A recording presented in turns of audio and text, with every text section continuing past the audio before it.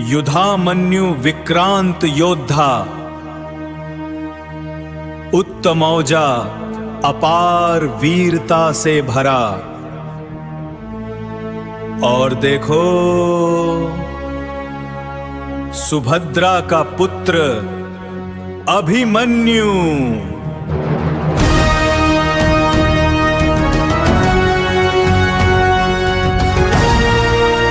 श्रीमद् भगवद गीता के प्रथम अध्याय अर्जुन विषाद योग के श्लोक 6 में दुर्योधन द्रोणाचार्य से पांडव सेना के पराक्रमी योद्धाओं का वर्णन कर रहा है।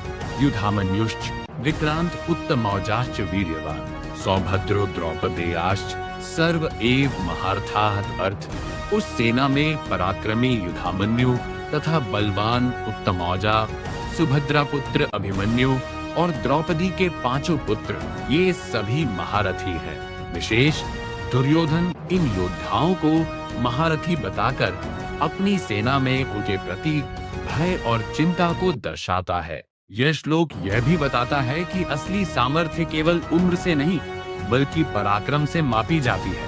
वह दिखा रहा है कि पांडवों के पास सिर्फ बड़े योद्धा ही नहीं बल्कि नई पीढ़ी के वीर भी हैं, जैसे अभिमन्यु और द्रौपदी के पुत्र युवा थे, फिर भी महारथी कहलाए।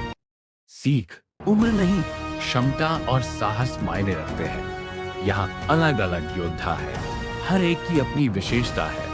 सीख, एक मजबूत टीम में अलग अलग स्किल्स होना जरूरी है। In verse 6 of the first chapter Arjuna Vishad Yoga of the Srimad Bhagavad Gita, Duryodhana is describing to Dronacharya the mighty warriors of the Pandava army. In that army, the mighty Yudhamanyu and the strong Uttamauja, Subhadra's son Abhimanyu, and the 5 sons of Draupadi, all of them are great warriors. Note, Duryodhana refers to these warriors as Maharathi, demonstrating the fear and concern he feels for them within his army. This verse also suggests that true strength is measured not by age alone, but by valor. Never underestimate youth.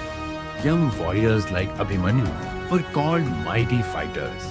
Lesson: age doesn't define strength, courage, and skill too. Youth brings transformation.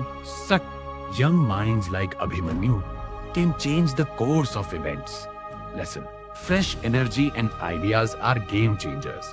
जहाँ युवा शक्ति और आत्मविश्वास मिल जाए, वहाँ जीत तय होती है। Where youth and confidence unite, victory becomes inevitable.